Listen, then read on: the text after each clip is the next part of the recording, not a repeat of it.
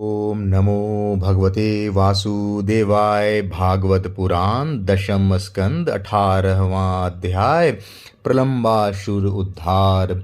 श्री सुखदेव जी कहते हैं, परीक्षित, अब आनंदित स्वजन संबंधियों से घिरे हुए एवं उनके मुख से अपनी कृति का गान सुनते हुए श्री कृष्ण ने गोकुल मंडित गोष्ठ में प्रवेश किया। इस प्रकार अपनी योग माया से ग्वाल का सा वेश बनाकर राम और श्याम व्रज में कीड़ा कर रहे थे।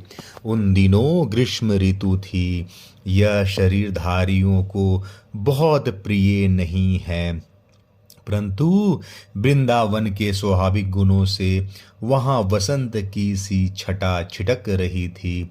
इसका कारण था वृंदावन में परम मधुर भगवान श्याम सुंदर श्री कृष्ण और बलराम जी निवास जो करते थे। झिंगुरों की तीखी झंकार, झरनों की मधुर झरझर में छिप गई थी। उन झरनों से सदा सर्वदा बहुत ठंडी जल की फुइयाँ उड़ा करती थी, जिनके वहाँ के वृक्षों की हरियाली देखते ही बनती थी। जिधर देखिए हरी हरी दूसरे पृथ्वी, हरी हरी दूब से पृथ्वी हरी हरी हो रही है। नदी, सरोवर एवं झरनों की लहरों का स्पर्श करके जो वायु चलती थी, उसमें लाल, पीले, नीले, तुरंत के खिले हुए, देर के खिले हुए, कद्दार, उत्पल आदि अनेकों प्रकार के कमलों का पराग मिला हुआ होता था। इस शीतल, मंद और सुगंध वायु के कारण वनवासियों को गर्मी का किसी प्रकार का क्लेश नहीं सहना पड़ता था। न दावाग्नि का ताप लगता था और न तो सूर्य का धाम ही। नदियों में अगाध जल भरा हुआ था। बड़े बड़े लहरें उनके तटों को चूम जाया करती थी। वे उनके पुलिनों से टकराती और उन्हें स्वच्छ बना जाती। उनके कारण आसपास की भूमि गीली बनी रहती और सूर्य अत्यंत उग्र तथा तीखी किरणें भी वहाँ के पृथ्वी और हरी भरी घास को नहीं सुखा सकती थी। चारों ओर हरियाली छा रही थी। उस वन में वृक्षों की पात पात की फूलों से लद रही थी। जहाँ देखिए वहाँ से सुंदरता फूट पड़ती थी। कहीं रंग बिरंगे पक्षी चहक रहे हैं तो कहीं तरह तरह के हरिण चौकड़ी भर रहे हैं। कहीं मोर कूक रहे हैं तो कहीं भौरे गुंजार कर रहे हैं। कहीं कोयले कुहक रही है तो कहीं सारस अलग ही अपना आलाप छेड़े हुए है।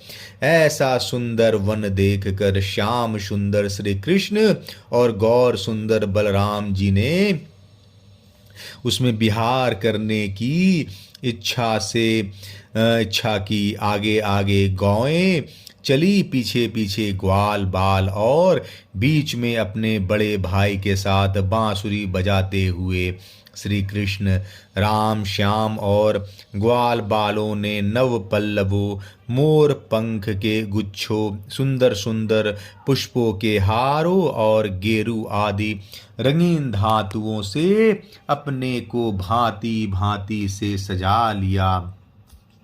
फिर कोई आनंद में मग्न होकर नाचने लगा तो कोई ताल ठोक कर कुश्ती लड़ने लगा और किसी किसी ने राग अलापना शुरू कर दिया।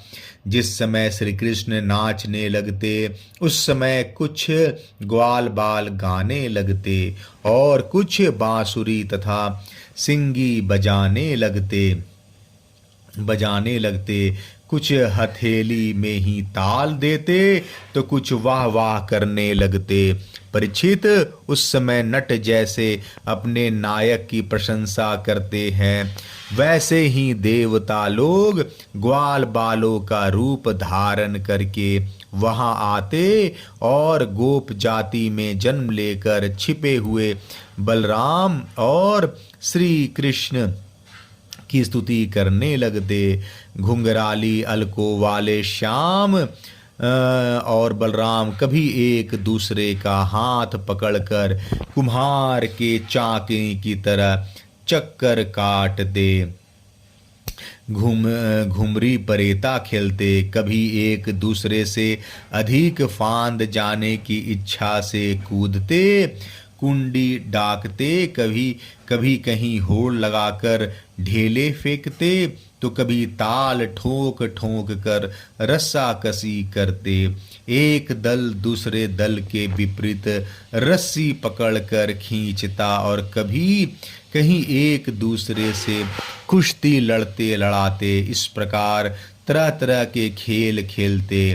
कहीं कहीं जब दूसरे ग्वाल बाल नाचने लगते तो श्री कृष्ण और बलराम जी गाते या बांसुरी सिंगी आदि बजाते। और महाराज कभी कभी वे वाह वाह कहकर उनकी प्रशंसा करने भी लगते। कभी एक दूसरे पर बेल, जायफल या आंवले के फल हाथ में लेकर फेंकते। कभी एक दूसरे की आंख बंद करके छिप जाते और वह पीछे से ढूंढता। इस प्रकार आंख मिचौनी खेलते।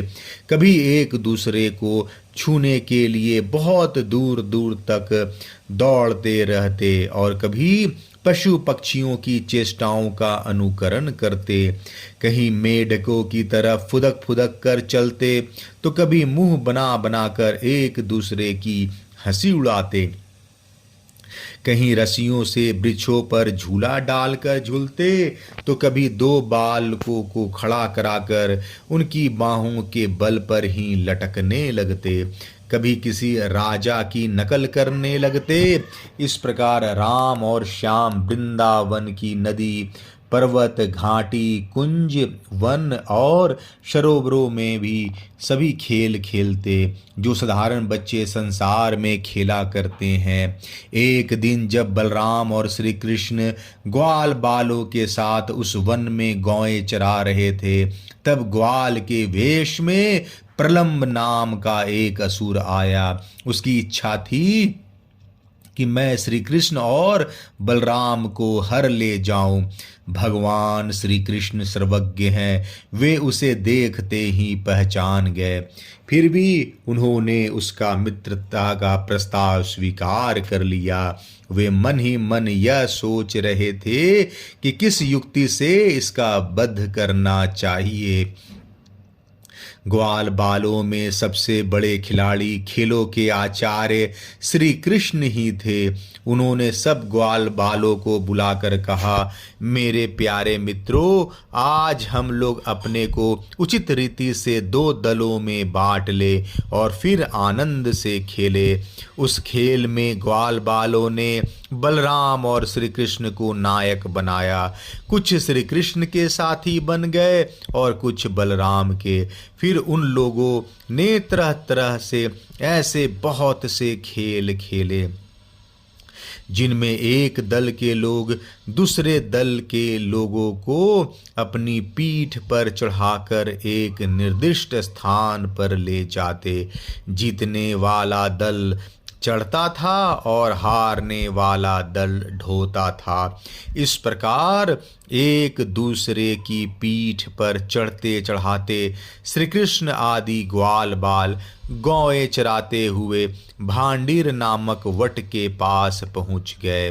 परीक्षित, एक बार बलराम जी के दल वाले श्रीदामा, वृषभ आदि ग्वाल बालों ने खेल में बाजी मार ली। तब श्री कृष्ण आदि उन्हें अपनी पीठ पर चढ़ाकर ढोने लगे। हारे हुए श्री कृष्ण ने श्रीदामा को अपनी पीठ पर चढ़ाया, भद्रसेन ने वृषभ को और प्रलंब ने बलराम जी को। दानववंग प्रलंब ने देखा कि श्री कृष्ण तो बड़े बलवान हैं, उन्हें मैं नहीं हरा सकूंगा। अतः वह उन्हीं के पक्ष में हो गया और बलराम जी को लेकर फुर्ती से भाग चला और पीठ से उतारने के लिए जो स्थान नियत था उससे आगे निकल गया। बलराम जी बड़े भारी पर्वत के समान बोझ वाले थे, उनको लेकर प्रलंबासुर दूर तक न जा सका, उसकी चाल रुक गई। तब उसने अपने स्वाभाविक दैत्य रूप धारण कर लिया। उसके काले शरीर पर सोने के गहने चमक रहे थे और गौर सुंदर बलराम जी को धारण करने के कारण उसकी ऐसी शोभा हो रही थी मानो बिजली से युक्त काला बादल चंद्रमा को धारण किए हुए हो। उसकी आंखें आग की तरह धधक रही थी और दाढ़ें भौहें तक पहुंची हुई बड़ी भयावनी थी। उसके लाल लाल बाल इस तरह बिखर रहे थे मानो आग की लपटें उठ रही हो। उसके हाथ और पाँवों में कड़े, सिर पर मुकुट और कानों में कुंडल थे। उनकी कांति से वह बड़ा अद्भुत लग रहा था। उस भयानक दैत्य को बड़े वेग से आकाश में जाते देख पहले तो बलराम जी कुछ घबरा से गए, परंतु दूसरे ही क्षण अपने स्वरूप को याद आते ही उनका भय जाता रहा। बलराम जी ने देखा कि जैसे चोर किसी का धन चुरा कर ले जाए, वैसे ही यह शत्रु मुझे चुराकर आकाश मार्ग से लिए जा रहा है। उस समय जैसे इंद्र ने पर्वतों पर वज्र चलाया था, वैसे ही उन्होंने क्रोध करके उनके सिर पर एक घूंसा कस कर जमाया। घूंस लगना ही था कि उसका सिर चूर चूर हो गया। वह मुंह से खून उगलने लगा। चेतना जाती रही और बड़ा भयंकर शब्द करता हुआ इंद्र के द्वारा वज्र से मारे हुए पर्वत के समान वह उसी समय प्राणहीन होकर पृथ्वी पर गिर पड़ा। बलराम जी परम बलशाली थे। जब ग्वाल बालों ने देखा कि उन्होंने प्रलंबासुर को मार डाला, तब उनके आश्चर्य की सीमा न रही। वे बार बार वाह वाह करने लगे। ग्वाल बालों का चित्त प्रेम से बिहल हो गया। वे उनके लिए शुभकामनाओं की वर्षा करने लगे और मानो मरकर लौट आए हो इस भाव से आलिंगन करके प्रशंसा करने लगे। वस्तुतः बलराम जी इसके योग्य ही थे। प्रलंबासुर मूर्तिमान पाप था।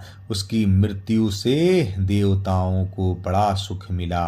वे बलराम जी पर फूल बरसाने लगे और बहुत अच्छा किया इस प्रकार कहकर उनकी प्रशंसा करने लगे। 18वां अध्याय समाप्त।